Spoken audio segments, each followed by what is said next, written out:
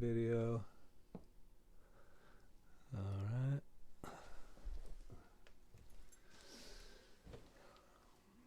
All right, everybody. Welcome to the program Life of Pain. I'm your host, Jedediah Davis, as always.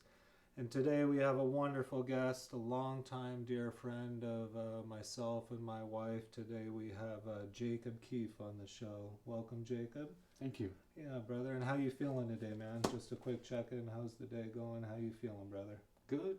Woke up early, did laundry, got a good start to the day. Good. Yeah. Always a good way to start the day, and I'm just blessed to have you here on the show, man. I can't thank you enough for coming and just being a part of this in the beginning, and knowing you and your story and some of the stuff you've gone through, I think will really resonate with a lot of people. And obviously you've not only been through a lot of mental transitions, but physical transitions as well that I think you should be proud of. We were just talking about, you went through quite a regimen of a weight loss recently. Do you mind telling us a little bit about that? And just Yeah, when that began, I weighed about 265, and wow. I was working at the time out in Applegate and noticed that in about 2 months I lost about 25 pounds. And Nice. thought I was doing really good, and then one morning I could barely get up out of bed, and uh, wound up in the ER and in the ICU and was diagnosed as a type 1 diabetic at 5/15/2015, So at 38. that's what led to that. During your weight loss is when you found out that you were a type 1 diabetic. Correct, yes. And what age was that at? I was 38. 38 years old. So Yeah. 38 years old, you're just trying to get yourself healthy and online, and you find out you're a diabetic. So when you find out at 38 after that and the weight loss, which congratulations on, let's start with that. What a great transition. I mean, everybody can see how good the man looks right now. So, but Thank you. along with that, obviously, let's start with, how was that news when you heard that you were a diabetic? Was it disbelief, obviously, or like WTF, or like what was the emotion behind that? Well, I really had no idea what that would entail. Honestly, they told me right away that I was going to have to begin injecting insulin for the rest of my life, about 4 or 5 times a day. Right. Other than that, I was nothing but fearful, and I really wasn't sure what to expect, other than I thought my life was over. Right. Then at the time I was with someone, a partner, and she brought me home and showed me 90 Days Raw on YouTube. And it kind of helped me realize that I could actually change that attitude and do something different. So I began walking and I changed my diet, and actually when I was diagnosed, for insurance purposes, I had to record 90 days of my insulin intake Right. to even qualify. So I kept a pretty detailed log for 90 days, but I also started walking immediately as well. And it was difficult at first because I would drop low. Sometimes we were walking together and she would run ahead to the house because luckily we were pretty close, and grab sugar. But after about 4 months of that, walking didn't do it anymore, and I just began to run. So at this point, I've lost 115 pounds. Wow. I've, Wow. I've had my Nike app since 2017, and so far it's recorded 870 miles. Oh, man. Yeah. And obviously that helps you manage the diabetes. Do you still take insulin to this day, I obviously? do still take Yeah. insulin, yes. But I'm sure you find it a little easier with the proper diet and health to keep a little more level now. Do you find yourself leveling out a little more, or do you still No, have... I am Yeah. crazy. Like, Yeah. actually, when I was in the ER recently, due to the diabetes, a nurse actually said, you're probably not even actually a type 1, because we're finding out now that people who get it later on in age are generally type 1 and 2 Oh, combined. so both. And it's even harder for us to pin you down as far as insulin goes. And but I'm very active as well, so that can like affect things as far as going low. Yeah. You just never know. It's a constant game. Plus, I'm very active at work, so Yeah. it's Such a hard balance, and I'm sure if people know me, our youngest daughter, Ruby, is a type 1 diabetic, so we understand that lifestyle change and how much it affects every day of your life physically. And then how about mentally? How did that affect you mentally? Like, was there obviously anger, depression? You said fear was a big one. Like, yeah. In the beginning, it was mostly fear, right, because I just wasn't sure what I was up against. I had right, no idea really what right, diabetes truly entailed, right. and so you know, yeah, I was scared, Yeah. and then Did you get I through that through? changed that. Did you get through that through educating yourself more? That too, Yeah. yeah. Okay. Educating myself health wise as far as food, being smarter, Yeah. Yeah. and then running Yeah. changed everything, Yeah. and helped change my mentality and make me a Yeah. lot stronger. Like, I'm very grateful in a lot of ways for diabetes. Right. I have to say that. Right. Like, I don't necessarily look at it as a clutch unless it kicks me in the butt. Right. But other than that, it made me stronger. Yeah. It definitely did. Yeah, and it's almost like for a lot of us, it's that quote unquote wake up call, right? Like before even I with the trigeminal neuralgia, like there were certain things in my life, like my diet and my health and my stuff and smoking, that I probably should have changed years before, but sometimes it can act as a wake up call, which it sounded like was kind of a wake up call for you in that sense. But again, Jay, kudos for you for taking the healthy route, right? Well, I 'Cause, try. yeah, I mean, I'm not the best as far as food goes. I had a 38-year eating habit that sure. wasn't the best to begin with. Yeah, So that's always the struggle, though, right? yeah, Like, that's where your battles are. yeah, You got to find out which ones you're up against and where your weak spots are to, to be able to control them. yeah. What a good realization to realize that too, about realizing like whether it's your triggers or your weak points, and then being able to have the tools. So, what did you do for your tools other than running and exercise? Was there anything else that you utilized as tools? Like, was there friends or people you spoke to, or you said you were part of? You had an app. Was there any other groups that you were part of that helped you transition through that, or was that just a solo mission, man? No, I mean, the running was kind of was a solo thing from the get go. I and at some point I was even doing edibles and running, Yeah, and I enjoyed it, but you know, it's a choice. right, You either make it or you don't. right, right. And I just had to look at it as something just like everything else in my life. Music is always something that has always driven me as well. Oh, that's It's great to helped hear.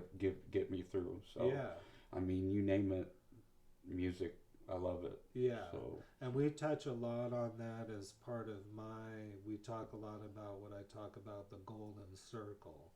So for me, it's a lot of different things like my therapist and all of that. I really enjoy nature and then music. So a lot of the guests that come on, music therapy is probably one of the most important things. Now, do you play music? Do you like to just listen to good music? Go to concerts? Like, what's sort of your? as at one point in time, I dabbled with the harmonica for a while. Oh, nice, sure, But yeah, it's always just been the one constant, no matter yeah, what was going on around me, that I could always turn to as yeah, far as, I mean, like I said, I took musical appreciation in at Marshfield High School, and it was all classical. and absolutely loved it, you know. Yeah. And then at one point in Coos Bay, they had very few radio stations, and one of them was the classics, like the 50s and 60s. Sure. And I found that I couldn't go to sleep at night listening to the radio because I'd just stay up all night singing. Right. So if you threw it at me, I probably enjoy it. Right. But I do like the concerts here at the Ashland Armory. Yeah. They throw some pretty good shows. Yeah. Yeah. You know, the Brett Fest also always has a good time. So yeah, I enjoy all of it. Yeah, which is important in life. Not only do you get the social healing, but the musical healing, right? Like I always say, like all of us do, how music can invoke any emotion that you need to get out, right? So if you're Pretty angry, much. you can listen to music to get that anger out or however that is feeling. So that's great to hear that that's a part of your life. And then, along with all of your diabetic stuff, so we've kind of covered the diabetic stuff and like dealing with it and how healthy you've done that and how well you've dealt with that mentally and physically. The harder of the two that some of us have already experienced that you had mentioned was the loss of your mother.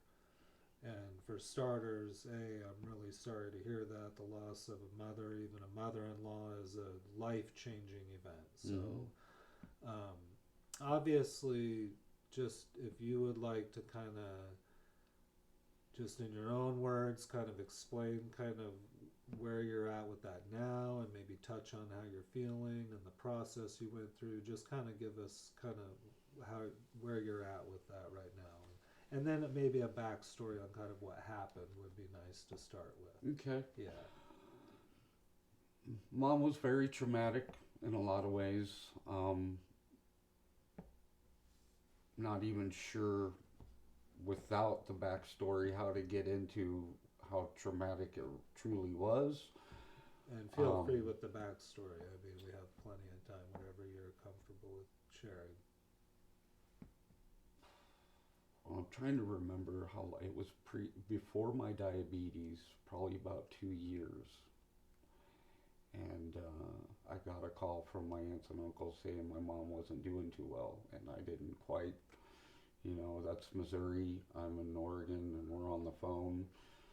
So I understood mom wasn't doing well already, but that was mentally, I believe she was schizophrenic there near the end. But I couldn't quite wrap my head around what they were saying. They called again and a few days later saying I needed to make some kind of decision. And so I told them, look, I can't make a decision about anything without laying eyes on the situation, that I just can't wrap my head around anything. Yeah. So they paid and flew me there to Missouri, and I arrived at the hospital, and about 3 hours later, and there was mom on pretty much every machine that it required to keep her alive. Apparently she'd taken a lot of Tylenol and shut down her whole system. Yeah. And so it was really a bittersweet experience because I was dealing with aunts and uncles and cousins I hadn't seen in like 7 years, but and my grandma, and then there's my mom. And my mom was my grandma's middle child, I believe. So one of the first things I saw when I walked in there was mom and then grandma sitting there. And my concept was, I can't imagine what she must be thinking right now. Yeah. Yeah. Let alone myself. Yeah. Yeah. So, I was there for a few days before the doctor even came in and said, look, she's probably brain dead at this point. Like, she's not going to ever get up. Well, she told me a couple times prior to that what her wishes were, and she did not want to be laid up doing nothing. She said she'd taken care of 2 friends who had died of cancer. So right. She knew what that entailed. Right. So that wasn't the hard decision. I knew what her desire was. However, it was still a hard decision. One of the hardest, if not the hardest. Yeah. At that time, I went to this classroom that they had available in the hospital there, and I bawled my eyes out. Yeah. And then my Uncle Tim came in and said he had to do the same thing for his sister, because there's no point living like that. Yeah. So it felt good to have someone who had kind of been through this situation prior, of course. And he'd always been a word of wisdom. So I think I was there for 2 more days or something. I don't recall, but I said, yeah, she can't. This can't continue. Yeah. So they took her off the machines, and then that same day I flew back here, and I think I was here for about 3 hours and got the call that she had passed. Yeah. Yeah. So that one, my mom and I had been estranged for many years. That one wasn't as difficult as my father's of like 3.5 years ago passing. Yeah. So that one was the one that hit hard. Yeah. Well, I am blessed, like I think most people can feel, although, I mean, very glad, although estranged, you were there during those moments and made that decision and the right one for her. But again, probably one of the hardest decisions that probably affects like most of us still to this day, right? So again, through that process, was there any therapy you went through or anything, or did you just kind of work yourself through that, through your own At that time, stuff?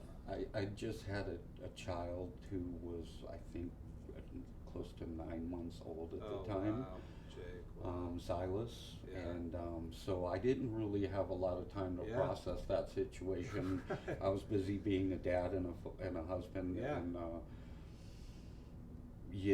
it was, like I said, luckily we were kind of estranged, so Sure. that made it a little less difficult. But it also, she had told me more than once, hey man, if this goes down, Yeah. this is what I want. Yeah. So there were Yeah. no, she was tough, man. She, Yeah. if she were here today, she'd be more than happy to tell you she'd done crack, heroin, cocaine, and she had Sure. no problem. She was unabashed, rough from the streets of St. Louis her whole life. So, Yeah. Yeah. so she was hardcore. She didn't have any quarrels or qualms about telling you like it was. So Right. I was grateful for that. Very much so. I definitely got a lot of my headstrongness from her, Yeah. as well as my father. Yeah. So Yeah. I appreciate them both. for Yeah, that. and then you did mention about the loss of your father. Is that something that you're at a place comfortable speaking about now, or are you still kind of dealing with that process? Because you said it just 3 years ago. Yeah, 3.5 about. So you're obviously still dealing with that one. Do you mind me asking just how he passed, or? No, he passed away from stomach cancer, Okay. and by the time he was diagnosed, it had already metastasized to his kidneys and his liver. Yeah. So it wasn't very long after he was diagnosed that he became pretty sick. Yeah. And he was living with us at the time, my partner and my son Yeah. and him. And hospice was great. So was End of Life Choices, which was the what he qualified for to end his suffering easily, and Right. and then rather than suffering. Right. So they both did a really good job. Both of the nurses were there at his passing, and I'm very grateful for them both. Yeah. Yeah. Dad was rough. Yeah. Dad got sick pretty quick, and he lost a lot of weight, and he was a very tough, stern man. Yeah. And I knew we were in trouble when he released his bank account information and everything to me. Right. I knew that he realized something was up, And prior to that, he'd actually said that he was going through so much pain, he thought about